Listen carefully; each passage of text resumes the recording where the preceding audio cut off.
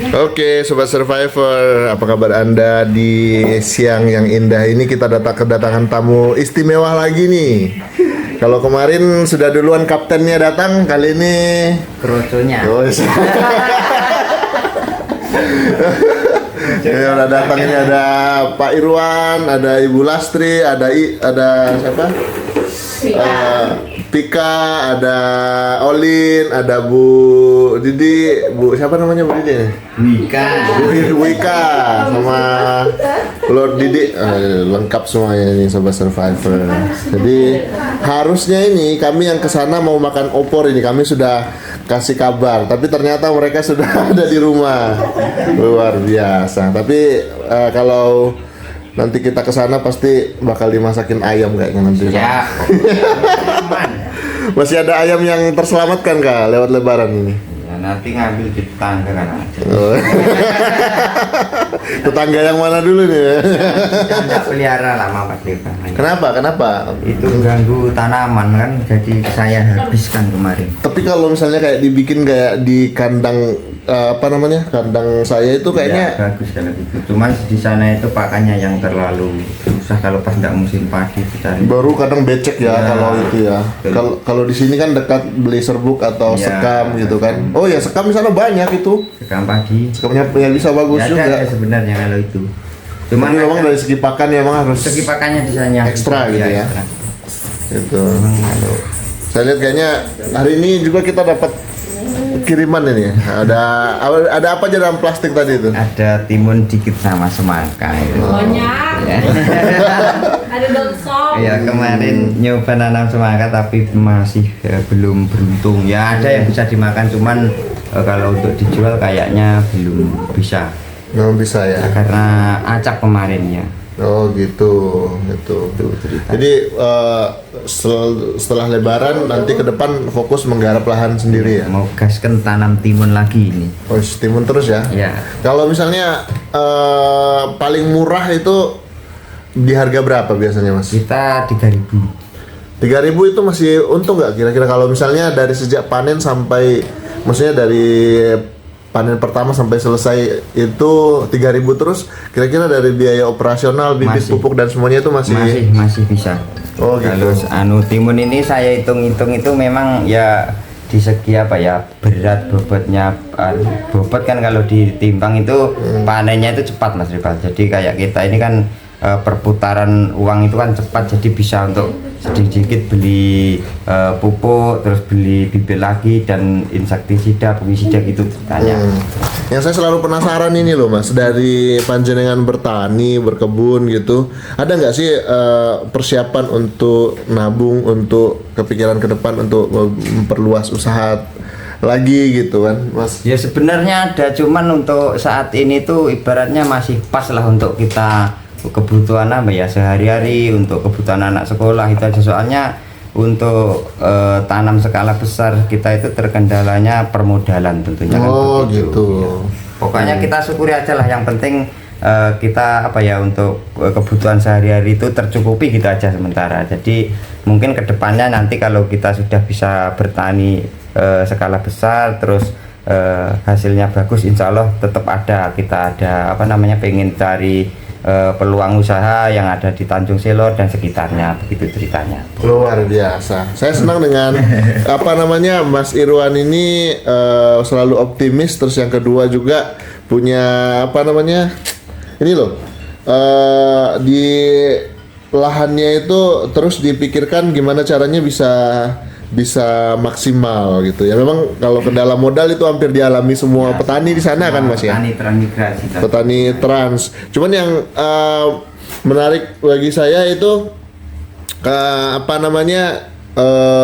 di lahan panjenengan itu diusahakan tidak hanya satu jenis tanaman kan Mas ya. Kalau di lahan jenengan sendiri sudah apa aja nih yang ditanam Mas? Kalau saya itu yang untuk saat ini yang saya fokus mau saya kembangkan terus saya budidayakan ini memang sekarang timun Mas. Soalnya dari segi biaya perawatannya murah, terus tanahnya ini kayaknya kalau timun ini masih memang sangat bagus lah untuk tanaman timun. Ada juga semangka, terus daun sop ada Diki, cuman ndak bagus punya saya. Ada tanahnya mungkin pH-nya terlalu rendah, terus ya zat asam terlalu tinggi kan tentunya. Jadi ya mungkin kedepannya nanti kalau memang sudah tanah saya normal, pH-nya bagus, nanti bisa kita kembangkan untuk skala besar seperti tanaman semangka dan yang lainnya kayak daun bawang itu kita tanam lagi. Memang saat ini kalau tanaman daun bawang saya berhenti dulu, soalnya saya kemarin pernah uji coba bibit dari sampen itu kan, saya kembangkan, terus itu yang terakhir saya kembangkan itu sekitar 1 kuintal lah bibitnya itu kan. Itu saya tanam itu kita gagal di situ karena sering acap, terus pH-nya drop, akhirnya busuk. Kita cuma bisa jual berapa itu ya, 25 kilo 25 kilo dari bibit kurang lebih 1 kuintal lah. Iya, ya memang perlu ada rotasi sih. Ya. Cuman kalau timun ini lebih tahan asam ya. Kalau timun ini saya mati itu meskipun pH rendah, zat asam terlalu tinggi ini masih bisa agak toleran. Kayak toleran. Iya, bisa lah. Ibaratnya masih bisa panen lah, meskipun panennya ini ndak sebanyak di Jawa. Kalau di Jawa bisa 16-17 kali ya. Iya. Tapi yang saya alami kalau waktu kita tanam pertama itu saya masih bisa panen 12 kali. Oke. 12 kali. Itu pun perawatannya belum begitu maksimal kan. Saya lihat ini loh Mas, di beberapa lokasi yang lahannya asam yang saya Ya. sering kunjungi, ada potensi juga yang bisa dikembangkan dan sebenarnya mahal di musim-musim tertentu seperti Lebaran, Tahun Baru, Natal itu lengkuas. Ya, Nah, di bagian belakang lahan jenengan yang belum ditanami itu belum jenengan pikirkan untuk dikembangkan ke depan. Sebenarnya mau saya tanam juga Mas, cuman untuk saat ini membagi waktunya ini. Oh, Ya, gitu. jadi kita itu kalau menanam mentimun ibaratnya 2 bungkus itu kan sekitar 1000 lebih kan. Kadang kita merawat itu aja sambil kita nyiapkan bulutan untuk kelanjutannya kan, biar panennya kita ndak putus kan. Ya. Itu kadang rumput yang di depan ini sudah penuh gitu loh. Oh gitu. Baik, luar biasa. Itu serai kemarin yang bibitnya masih ada yang bisa dipanen nggak kalau serai? Kalau serai kemarin tuh kan serainya ternyata campur serai kecil. Oh, ada 2 jenis ya? Ya, kebanyakan serai kecilnya itu. Oh, alah. Terus di sini itu serai kecil itu untuk jualnya kan kurang susah, peminatnya ya. Jadi Oh, itu saya alah. habiskan yang serai kecil, terus Ganti serai serai besar. besarnya saya pindah ke belakang itu banyak yang dicabuti monyet. Padahal di belakang sudah ada tetangga panjenengan yang rajin bertani itu. Iya, ada, cuman memang hewan satu itu situ tidak bisa kita namanya, tidak bisa disanak lah. Pak Pandi baru tangkap 1 ya? Iya. Pak Pandi atau Mas Didik kemarin yang tangkap tuh? 2 kita tangkap ya, sama yang besar itu saya gitu. Saya Oke. Oh, dapat yang gedenya juga Ya, kemarin ya? gede. Yang rajanya mungkin ya? mungkin iya, saya dipukul itu sama Pak D. Diselesaikan gitu. Oke. Nah, ini tadi sudah ngobrol sama Mas Irwan. Kita ngobrol sama ini kebetulan udahlah ini ya. Sepaket lah. Nah, Bu Didi sama Pak Didi nih gimana nih? Untuk lahannya sendiri apa nih yang saat ini dikelola? Kami saat ini tanaman timun sama daun bawang, Oh, sama daun sop. memang sangat menjanjikan kalau timun ya. Iya. Jenis yang sama yang ditanam sama Mas Irwan nggak? Ya, yang timun baby.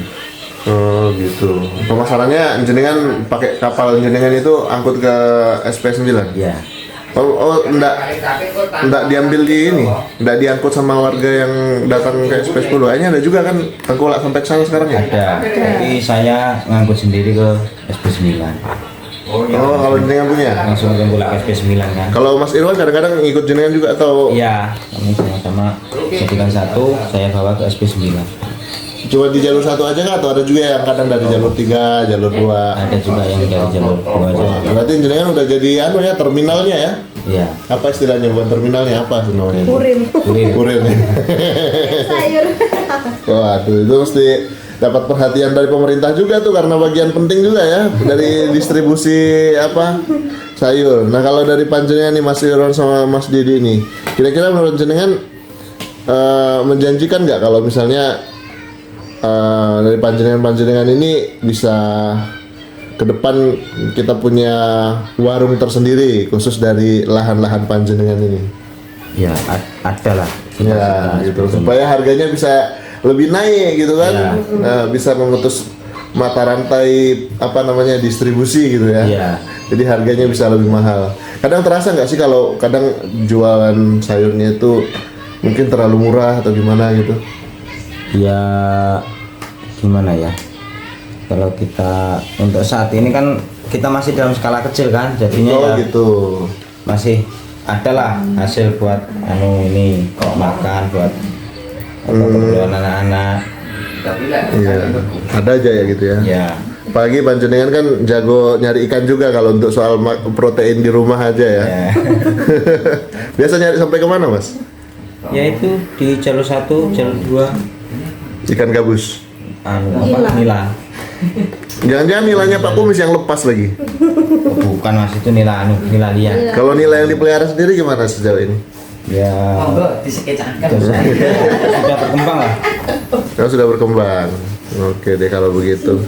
Ini Bapak Ibu saya terima kasih banyak ini panjenengan sudah bisa jalan-jalan ke sini berkunjung ke tempat kita ya walaupun seadanya ini yang kita siapkan dari rumah kita begitu kira-kira.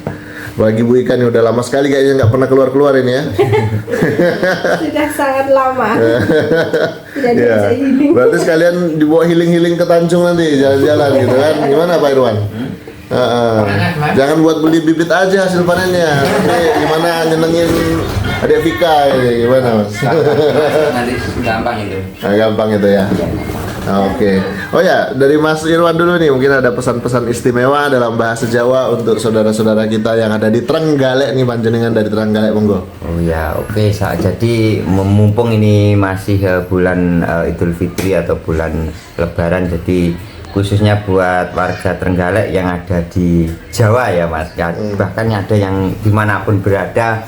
Jadi kami sekeluarga khususnya ya khususan kami sekeluarga minta maaf yang sebesar-besarnya apabila kita selama bergaul meskipun lewat dunia maya atau bertemu secara langsung ada tutur kata atau perkataan yang kurang pas, saya minta maaf yang sebesar-besarnya.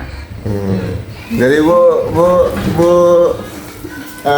juga mungkin ada lupa ya namanya. Kayaknya kalau ini Mas Ibu Didi kayaknya mewakili kayaknya bisa. Enggak lagi dia sama.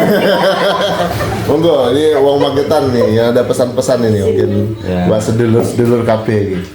Buat saudara semua, khususnya buat saudara yang di Magetan, ya kami sekeluarga bila ada salah dan tutur kata saya minta maaf dan semoga yang di Jawa selalu diberikan kesehatan, keberkahan. Amin. Kami juga sekeluarga Asian Survivor mengucapkan terima kasih. Kami juga mohon maaf lahir batin buat panjenengan semua mungkin ada selama kita kerja bareng ada hal-hal yang kurang menyenangkan atau mungkin menyinggung hati panjenengan semua. Dan mohon maaf dan semoga ke depan makin semangat lagi untuk melihat apa yang bisa kita kerjakan bareng-bareng ya Mas Didi ya. Ya.